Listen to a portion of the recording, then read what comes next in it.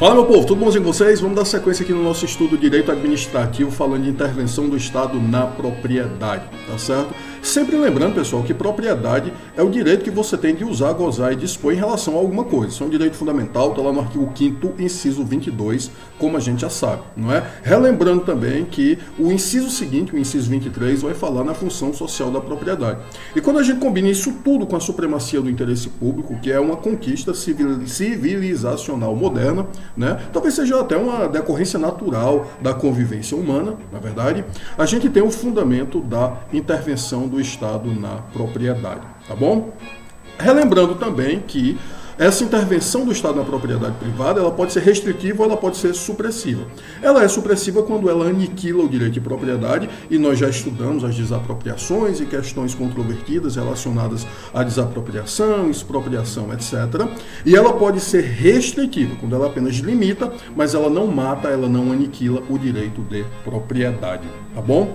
Certo. A gente já sabe, pessoal, que as intervenções restritivas são a limitação administrativa, a servidão, a requisição administrativa, a ocupação temporária e o tombamento. A gente já falou quais são e hoje nós vamos estudar cada uma delas, tá certo? A gente vai entender do que se trata, do que a gente fala em cada uma delas, tá bom? Certo, começando com a nossa querida limitação administrativa. Pessoal, limitação administrativa é um assunto que, na verdade, vocês já estudaram. Só que vocês estudaram com o nome de poder de polícia, tá certo? O poder de polícia é o fundamento da limitação administrativa. É ele que permite a limitação administrativa. Relembrando, pessoal, que poder de polícia, né, a gente junta polícia mais serviço público, mais fomento, nós temos as atividades essenciais da administração pública, tá certo? E o poder de polícia nada mais é do que a limitação às liberdades individuais, tá bom? A gente sabe que o poder de polícia ele tem dois sentidos. Num sentido amplo, ele vai se referir a qualquer limitação estatal à liberdade e à propriedade privada, tá certo? Englobando, inclusive, restrições legislativas, além de todas as restrições, todas as limitações administrativas, tá bom? Em sentido estrito, que é o que interessa para a gente em direito administrativo, nós temos as limitações administrativas. E aí, exemplo disso é, por exemplo, a vigilância sanitária, a fiscalização de trânsito, etc. Tá bom. Então, o poder de polícia, como a gente já sabe também, ele se traduz, sobretudo, em três atividades fundamentais, não é? Que são limitar, fiscalizar e sancionar, tá certo? O conceito de poder de polícia está na lei, ele é dado pelo artigo 78 do Código Tributário Nacional, um conceito muito bom, um conceito muito interessante. Lá ele é dado para uma finalidade tributária específica, né? Por conta das taxas que são instituídas em razão do poder de polícia, mas, enfim, aquele conceito nos é muito útil em direito administrativo, com toda certeza. A gente sabe que são características do poder de polícia, né? O fato de ser uma atividade restritiva, né? Diferentemente, por exemplo, do serviço público e do fomento, que são atividades ampliativas. A gente sabe que muitas vezes ele assume um caráter liberatório, tá certo? Então, você tem, por exemplo, uma proibição prévia e o poder de polícia se manifesta num ato liberatório, tá certo? Por exemplo, autos que autorizam o exercício das mais variadas atividades. Ele também cria obrigações de não fazer, tá certo? Ele é sempre geral, tá bom? Não é uma limitação particular para uma pessoa. O poder de polícia ele tem esse caráter geral, tá bom? Nisso ele é diferente, por exemplo, da servidão administrativa, né? Que é específica para uma pessoa, para um grupo de pessoas, tá bom? E, via de regra, ele não gera indenização justamente por isso, né? Porque o poder de polícia ele vai atingir a todos, ele atinge a todas as pessoas. E, claro, ele é indelegável, não é? Ele é uma manifestação do poder de império. O STJ, nesse sentido, já estabeleceu, né, tem uma série de entendimentos no sentido de que o poder de polícia só seria delegável para pessoas jurídicas de direito público. O que dá para delegar pessoas jurídicas de direito privado ou particulares são aquelas atividades materiais preparatórias ao exercício de poder de polícia. Por exemplo, você tem um município que tem um contrato com uma empresa privada que vai instalar fotossensores, ou vai fazer manutenção nos fotossensores, os famosos pardais, não é? Nesse caso, pessoal, essa empresa não está exercendo o poder de polícia, não é? Ela está exercendo uma atividade material preparatória para o exercício desse poder, tá bom? E isso, em linhas gerais, é uma brevíssima e pequeniníssima revisão sobre poder de polícia. E aí a gente chega na limitação administrativa, que é fundamentada precisamente nesse poder de polícia. Tá bom. O que a gente tem para falar dessa limitação administrativa? Pessoal, a limitação administrativa ela vai afetar o caráter absoluto da propriedade. Tá certo? Então, aquela propriedade que você tinha, que você podia fazer o que você quisesse, absolutamente tudo que você quisesse com ela, você já não tem mais essa liberdade toda, tá certo? Um exemplo disso, um exemplo prático disso, um exemplo clássico disso com relação a essa afetação ao caráter absoluto da propriedade. Imagina que você compra um determinado terreno, um lote, né, na beira-mar de uma cidade qualquer, tá certo? E, de repente, do nada, né, a administração pública, o poder público, melhor dizendo, do nada o município, né, edita uma norma dizendo que na orla você só pode construir, sei lá, até 2 andares ou até 3 andares. Não pode ter uma construção com mais de 3 pisos na orla. E aí você pensa, poxa, mas eu queria justamente fazer um espigão aqui, fazer um arranha-céu aqui, um prédio gigante, com muitos apartamentos e ganhar muito dinheiro com isso. Pois é, mas agora você tem essa limitação. Aí você olha para mim e diz, mas Pablo, você não tinha dito que essa limitação tinha caráter geral? E ela tem. Mas é o meu prédio que não está podendo ser construído. Sim, querido, mas veja, essa limitação é geral, ela funciona para você e qualquer outra pessoa que tem um terreno na orla, tá certo? Que tem um terreno ali na beira-mar. Então, ela não é uma restrição específica para você, ela é uma restrição geral, tá certo? Ela vai valer para todo mundo que se enquadre nessa situação. Então esse é um exemplo, tá certo, de limitação que afeta o caráter absoluto da propriedade. Se não existisse essa limitação, você podia fazer o prédio maior do mundo lá. Como a limitação existe, você não pode mais fazer. Você fica limitado a esse número de pisos, tá certo? Ainda aproveitando esse exemplo, né? A limitação administrativa, pessoal, ela tem um caráter ex nunc, né? Relembrando, ex nunc, bate na nuca, cai para frente, não retroage, tá certo? Então ela vai valer sempre dali para frente. Equivale a dizer o seguinte, se você tivesse comprado esse terreno no ano passado e tivesse feito um prédio de 20 andares, né, 30 andares, 50 andares, esse prédio não ia ser derrubado, porque ele já estava feito. A limitação fica valendo dali para frente, tá certo? E em regra, como eu falei, né, não indeniza. Talvez vocês até encontrem algum caso, né, que a pessoa conseguiu uma limitação, mas nesse caso é porque a restrição foi bem específica para ela. Ela conseguiu demonstrar que aquela restrição não foi geral, foi uma restrição restrita para ela, tá certo? Nesse caso a gente até questionaria se trata realmente, não é, de uma limitação administrativa, como a gente fala tradicionalmente. Então, limitação administrativa, em linhas gerais, é isso, tá bom? Se confunde muitas vezes com o próprio poder de polícia, né? Tem seu fundamento no poder de polícia e tem esse caráter de afeta o caráter absoluto da propriedade, não é? E que sempre são limitações de âmbito geral e abstrato, né? São restrições de âmbito geral e abstrato, nunca são focadas numa pessoa específica, tá bom? Isso é o que a gente tem para falar, portanto, da nossa querida limitação administrativa, certo? E aí nós chegamos, pessoal, na servidão, tá certo? O que é a servidão? A servidão, ela é um direito real sobre bens imóveis, tá certo? E ela vai afetar o caráter exclusivo da propriedade. Então aquela propriedade é sua, você pode fazer o que você quiser com ela livremente, tá certo? Dentro da lei, claro. Mas essa propriedade, ela não vai mais servir apenas a você, ela vai passar a servir a outras pessoas também, a coletividade também. Poxa, Pablo, como assim? Vamos lá, vamos entender. Na servidão, pessoal, a gente coloca um bem privado para garantir um serviço público, tá certo? A gente coloca um bem privado para garantir um serviço público. Exemplo disso, se você mora numa casa de esquina, na cidade, né, no centro da cidade, é bem provável que na esquina da sua casa, no muro da sua casa, na parede da sua casa, tenha uma plaquinha com o nome da rua. Se não é na sua casa, você com certeza já viu uma plaquinha dessa, tá certo? Quem foi que botou aquela placa lá? Foi você? Não. Foi o poder público, foi a prefeitura, o município colocou aquela placa lá. Você tinha interesse naquela placa lá? Não. Você sabe a rua que você mora, você sabe onde você mora. Não é possível. Se você não souber, você é uma pessoa perdida, né? Então você sabe onde você mora. Aquela placa não te ajuda em nada, porque você já sabia ter um endereço, né? No máximo ela vai ajudar, sei lá, o carteiro quando for fazer uma entrega para você, mas ela não vai te ajudar a se localizar, tá bom? aquela placa, né, que está no teu muro, sei lá, estragou a pintura do teu muro, o mármore que você colocou lá, né, na parede da sua casa, aquela placa, ela vai ajudar outras pessoas, ela vai servir para outras pessoas poderem se localizar, poderem saber onde estão. Então, tem esse bem privado, esse bem particular, esse bem que é seu, tá certo? Que vai garantir, digamos assim, um serviço público, vai garantir algo que tem utilidade pública, que nesse caso é a plaquinha. A servidão, pessoal, ela vai ter caráter perpétuo, tá bom? O que eu quero dizer com caráter perpétuo? Ela vai ser necessariamente para sempre? Não, mas ela é estabelecida com prazo indeterminado, tá certo? Isso não significa que vai ser para sempre.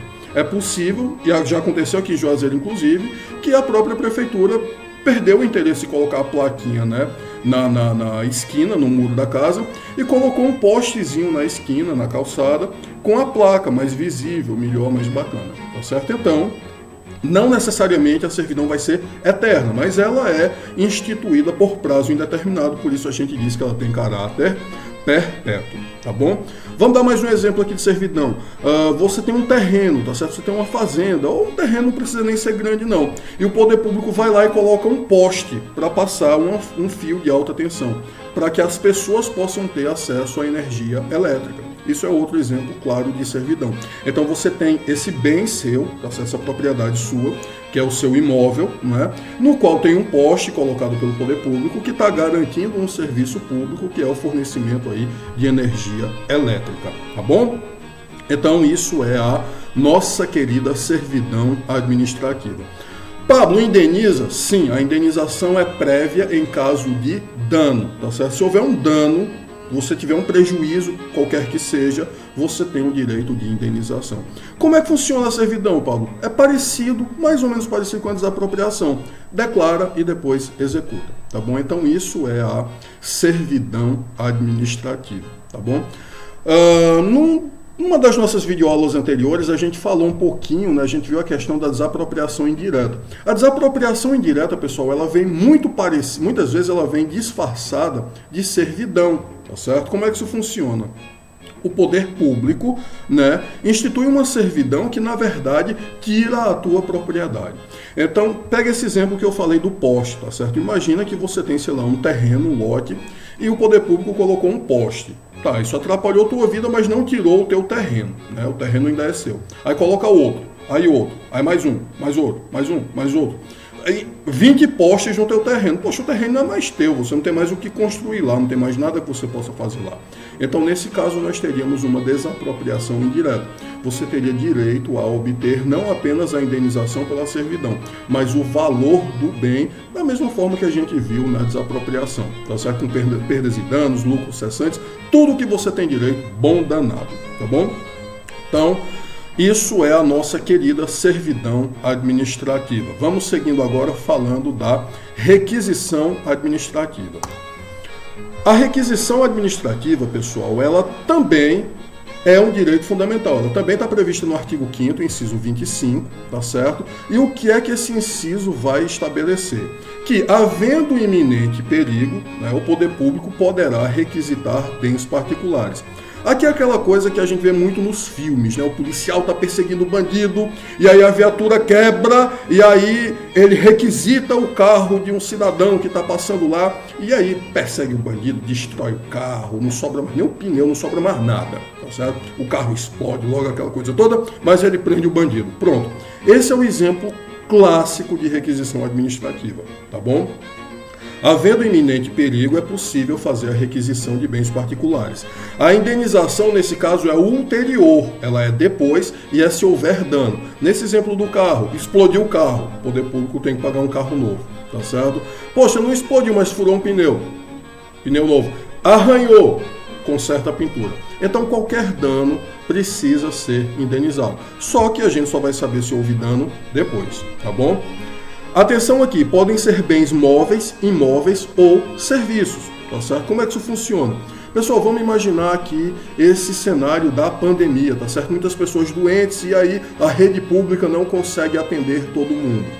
Vamos imaginar aqui que o poder público requisita um hospital particular. Isso é possível? É, requisitou os bens móveis do hospital, tá certo?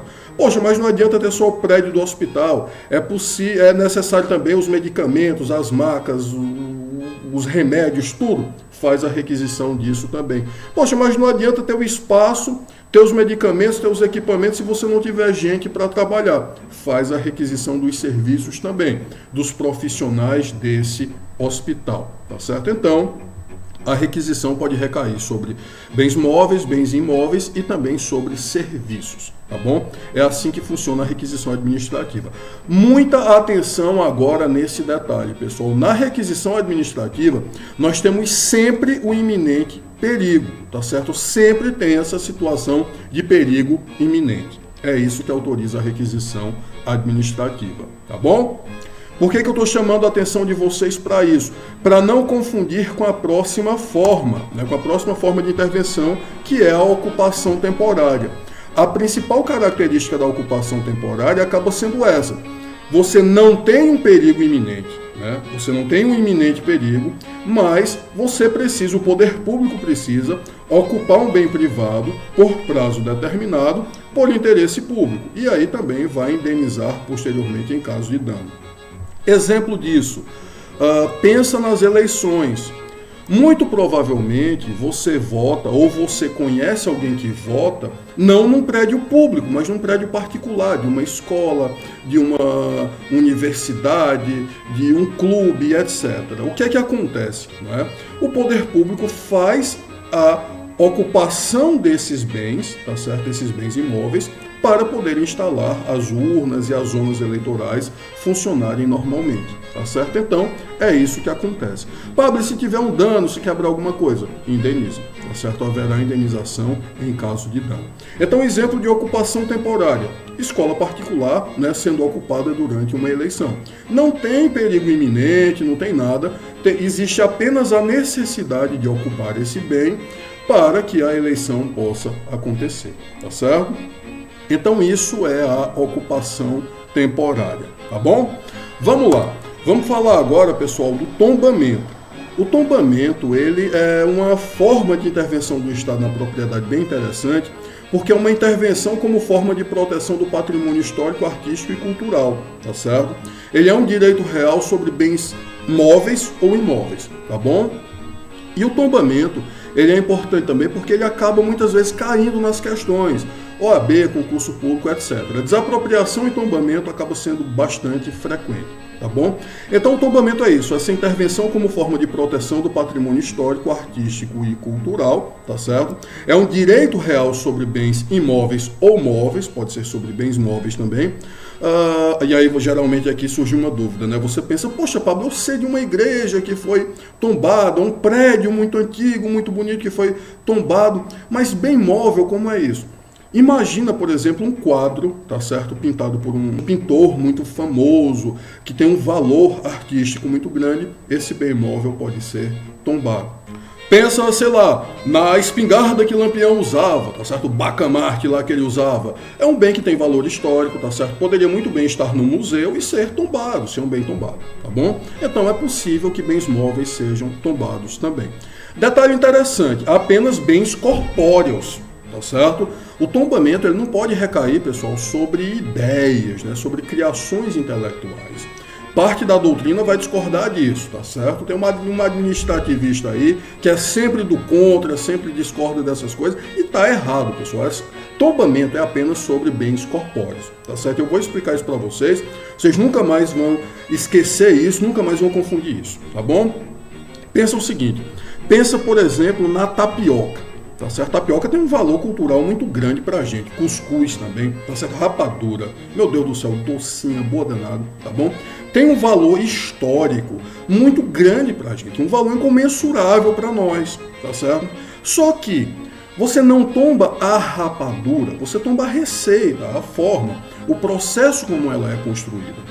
Se você tombasse a rapadura, ficaria ruim, né? Se o poder público tombasse a rapadura em si, ficaria ruim. Porque quando você quebrasse para comer um pedaço, você estava cometendo aí um crime ambiental, né? Misericórdia, o que é isso? Então, pessoal, é apenas bens corpóreos, tá certo? Então, sei lá, é a casa que o Padre Cícero morou, o Bacamarte de Lampião, nem sei se existe ainda, nem sei se foi tombado, mas são exemplos, tá certo? De bens corpóreos, bens que você pode pegar, tá certo? E que por isso precisam ser conservados.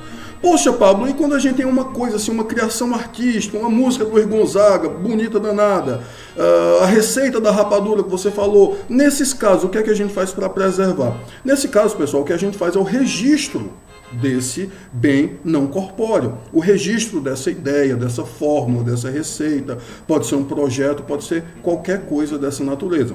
A gente faz um registro, tá certo? Para que isso não seja desvirtuado. Então a pessoa tinha rapadura, aí começou a botar castanha, botar amendoim, botar outras coisas, deixou de ser uma rapadura, virou uma batida. Também gostoso danado, bom danado, tá certo? Para a gente não perder o registro inicial, o registro original, tá certo? A gente faz esse, né, formaliza esse registro e diz, olha, a receita original era assim, tá bom? Mas tombamento em si, como a gente está estudando aqui, é apenas de bens corpóreos, tá certo?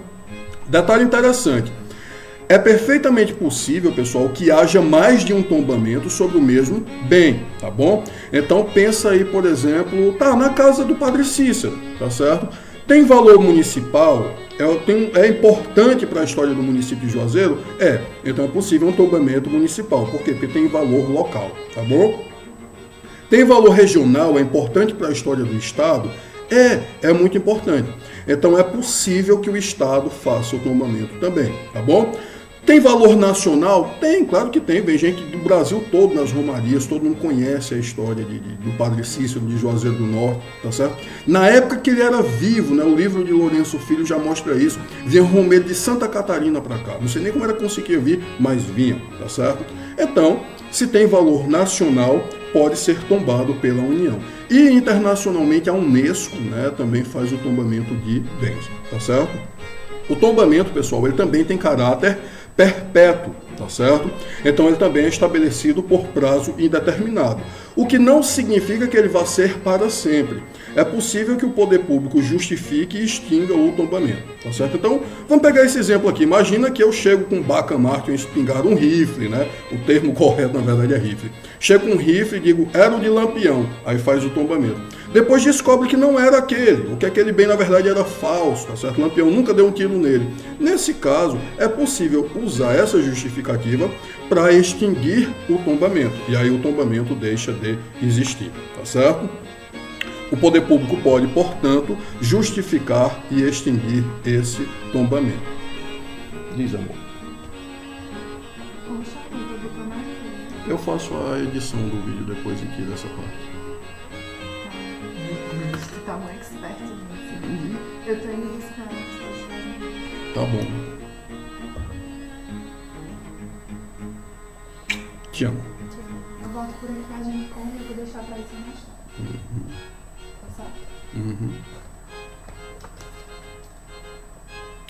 Outro detalhe importante, pessoal, que a gente nunca pode esquecer. Às vezes nem todo o bem tem valor histórico. Às vezes é necessário... Não, tá errado isso aqui. Então vai até 23 e 24 e...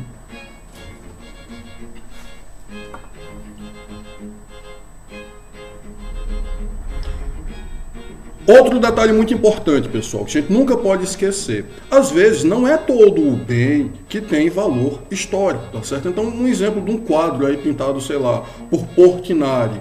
O valor está na tela, não está na moldura, então pode ser que seja tombado apenas a tela, tá certo? Um imóvel, tá certo? Vamos pegar um exemplo aqui. O Colégio Santa Teresa de Jesus no Crato. A fachada dele é tombada, tá certo? A parte interna não. Então é perfeitamente possível que você faça o tombamento apenas de parte de um bem, porque apenas parte desse bem tem valor artístico, histórico, cultural, tá certo? É perfeitamente possível que isso aconteça, tá bom? O que mais? O tombamento, pessoal, acarreta uma série de restrições ao bem, tá certo? São restrições que são necessárias para a conservação desse bem, tá bom? Que restrições são essas? Você fica com as obrigações de fazer e não fazer, tá certo? Obrigações de fazer, quais são? Conservar o bem como ele se encontra, tá certo? Se você não tiver condições você justifica e fica responsável por informar essa necessidade de conservação ao poder público, ao ente que tombou, tá bom? Antigamente tinha a questão da preferência do poder público na alienação. Se você fosse alienar, o poder público teria o direito de preferência. O novo Código de Processo Civil, que já não é mais nem tão novo assim, né, ele modificou isso, tá bom? E obrigações de não fazer, aqui é tranquilo. Você não pode destruir, tá certo? Você não pode modificar, tá bom? Para reformar você precisa de autorização especial e você não pode retirar esse bem do país, exceto por período de tempo determinado e com autorização do ente que tombou. Então, sei lá, um quadro do Portinari, né? O Bacamarte, né? O rifle de Lampião, poxa, vai ser retirado do Brasil, mas é para uma exposição na França e tal. Tudo bem, nesse caso é possível, pode haver a saída do país, mas claro, com a autorização do poder público. E além disso, você fica com a obrigação de tolerar a fiscalização do Estado, né? Tolerar a fiscalização da administração pública do ente que efetivamente tombou esse bem, tá bom? Então, pessoal, como eu disse a vocês, costuma cair muito, não é, tombamento e desapropriação nas questões. E, como sempre, vamos para as nossas questõezinhas para estudo, tá certo? Relacionadas a tombamento. Primeira, o que é tombamento provisório? Estudem, descubram. Segunda, o bem tombado pode ser onerado? Então, sei lá, uma casa que foi tombada, ela pode ser hipotecada, por exemplo? Terceiro, o ente político pode tombar bens públicos de outro ente político? Então, sei lá, o município tombar um bem da União, a União tombar um bem do município, isso é possível, sim ou não? Descubram. E ficamos por aqui, pessoal. Espero sinceramente que vocês tenham gostado de intervenção no Estado da propriedade. Espero que estejam gostando de estudar direito administrativo comigo. E como sempre, beijo grande no coração de vocês e vamos arrochar o nó estudando. Bom danado!